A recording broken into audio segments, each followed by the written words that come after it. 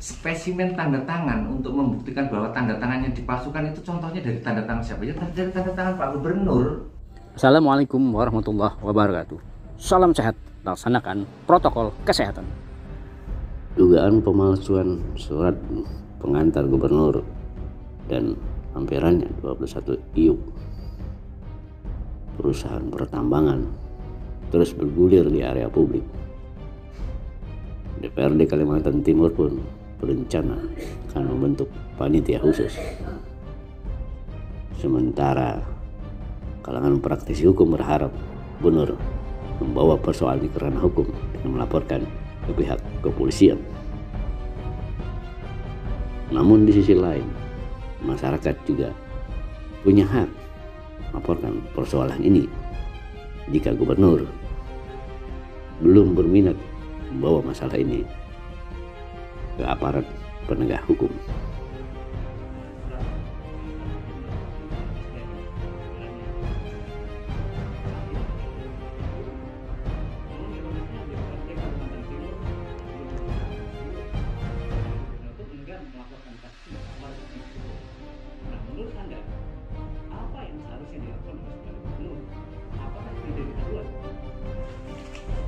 Begini ya, itu kalau gubernur kan mengklaim tidak menandatangani surat itu.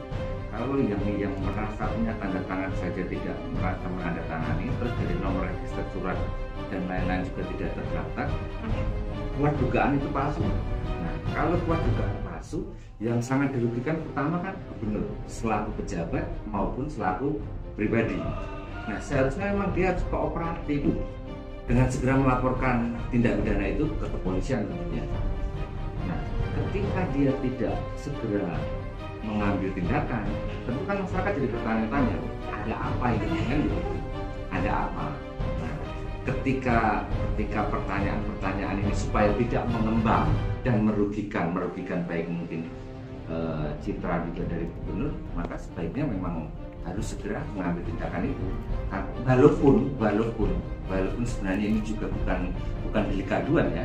Artinya masyarakat sebagai kaltim yang merasa juga dirugikan dengan imbasnya ada surat palsu itu juga bisa melaporkan. Akan tetapi kalau masyarakat yang melaporkan, nanti kan tetap yang berkompeten tetap harus dimintai keterangan, harus dipanggil, spesimen tanda tangannya yang untuk dicek laboratorium forensik pun juga harus tanda tangan gubernur. Jadi daripada mengharap masyarakat atau DPM, PTSP atau lembaga manapun, yang paling efektif dan efisien memang gubernur harus segera membuat laporan itu supaya opini masyarakat itu tidak berkembang kemana-mana. Itu juga sebenarnya bagus untuk menjaga citra dari gubernur itu sendiri. Nah, mengenai DPR, saya dengar kan DPR sudah RDP ya. Nah, tetapi kalau namanya aja cuma rapat dengan pendapat, kalau memang mau lebih menggigit lagi, seharusnya diadakan pansus. Jadi bukan hanya retorika. Nah, nanti dari hasilnya itu apa bisa ditindaklanjuti sesuai dengan hasil pansusnya gitu.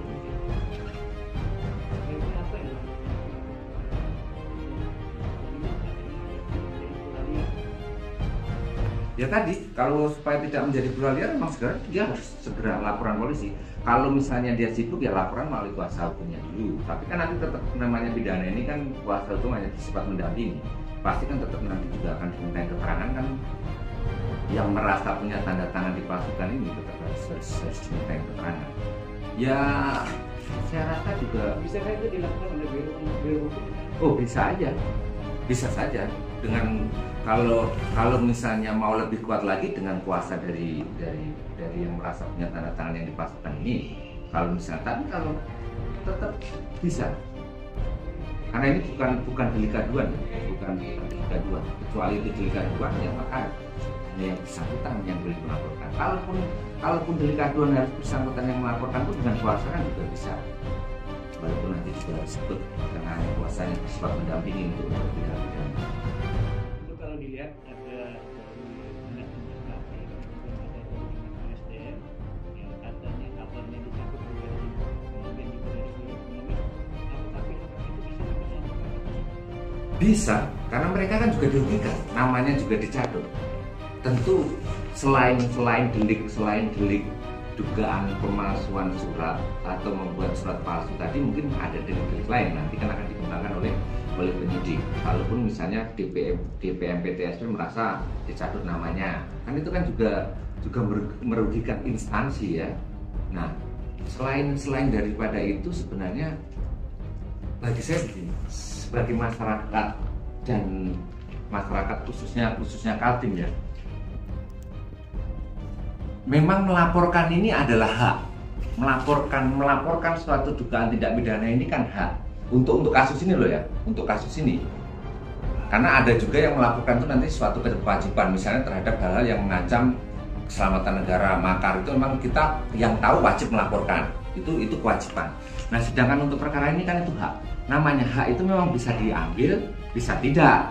Nah, cuman supaya hal ini tidak liar, tidak menggelinding bola ini liar dan merugikan citra gubernur, memang menurut saya seharusnya gubernur harus segera membuat laporan. Tidak perlu harus dinas-dinas lain atau apalagi menunggu masyarakat untuk laporan. Karena nanti yang paling berkompeten dan paling berkepentingan adalah gubernur. Spesimen tanda tangan untuk membuktikan bahwa tanda tangannya dipalsukan itu contohnya dari tanda tangan siapa? Ya dari tanda tangan Pak Gubernur. Siapapun yang laporan tetap juga akan membutuhkan contoh tanda tangan dia. Jadi sebaiknya supaya masyarakat itu greget dan tidak menimbulkan opini-opini yang liar, justru harus segera. Kalau tidak malah masyarakat bisa berpikir yang aneh-aneh. Kenapa ini kok tidak segera dilaporkan? Ada apa di balik ini? Kan akan seperti itu. Dugaan itu justru akan sangat merugikan gubernur ya. Terakhir, apakah pihak kepolisian bisa masuk? Oh bisa. Karena kan pidana itu selain laporan dari masyarakat atau pengaduan dari masyarakat kan bisa saja ditemukan oleh penyelidik. Polisi kan bukan hanya penyidik, ada penyelidik, ya kan? Sehingga ketika mendengar kabar dari masyarakat, dia menyelidiki pun dan ternyata ditemukan tindak pidana. Karena penyelidikan ini kan mencari suatu peristiwa itu apakah tindak pidana atau bukan. Nah, ketika itu peristiwa itu memang tindak pidana kan baru naik ke penyidikan. Nah, yang kalau penyelidik ini menemukan bahwa itu adalah dugaan tindak pidana, kenapa nggak bisa masuk? Jadi juga akan tetapi juga pasti nanti juga yang dimintain keterangan juga pihak-pihak terkait. Nah, daripada kesannya menunggu polisi dulu masuk, terus menunggu masyarakat yang laporan, menunggu pihak lain yang laporan, kan alangkah lebih baiknya yang paling berkompeten, yang paling berkaitan untuk segera membuat laporan polisi itu supaya opini ini tidak menggelinding kemana-mana dan justru merugikan citra gubernur. Dan kalau kita bicara laporan yang seperti yang saya sampaikan tadi, memang ini hak, artinya boleh diambil ataupun tidak. Tetapi kalau kita bicara ke Undang-Undang Nomor 30 Tahun 2014 tentang administrasi pemerintahan, nanti coba para wartawan ini minta pendapat ke pakar hukum administrasi negara. Ketika ini seorang pejabat publik yang dipalsukan tanda tangannya kemudian dipergunakan yang bisa berakibat merugikan lingkungan maupun merugikan keuangan negara ya. Karena merugikan keuangan negara, orang itu ilegal tentu kan tidak ada pemasukan buat negara. Dan juga merugikan masyarakat karena ini lingkungan jelas dia tidak membayar jamrek, dia juga tidak akan mengadakan pengelolaan lingkungan dan namanya ilegal. Belum lagi masyarakat sekarang dengan maraknya tambang liar ya. Orang sekarang bisa aja pura-pura loh ini kami punya izin, kamu nandang tempat tuh, tak kasih SPK, kamu ngasih fee berapa? Masyarakat juga jadi korban banyak ya, walaupun masyarakat dalam tanda kutip yang juga notabene ilegal ya. Nah, coba dihubungkan dengan undang-undang administrasi pemerintahan, karena di situ ada sanksi pejabat mulai sanksi berat, sanksi ringan, sanksi sedang.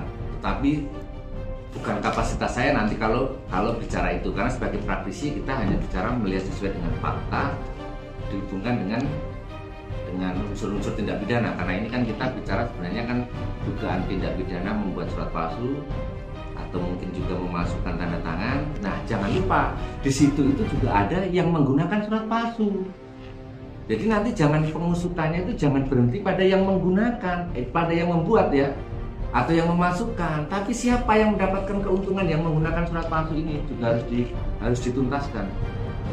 Itu kalau memang benar-benar mau menegakkan hukum secara tidak pandang bulu. Kasus ini akan menjadi bola liar jika pemerintah provinsi, dalam hal ini gubernur, tidak melaporkan kasus ini atau tidak menginstruksikan jajarannya untuk melapor ke pihak kepolisian.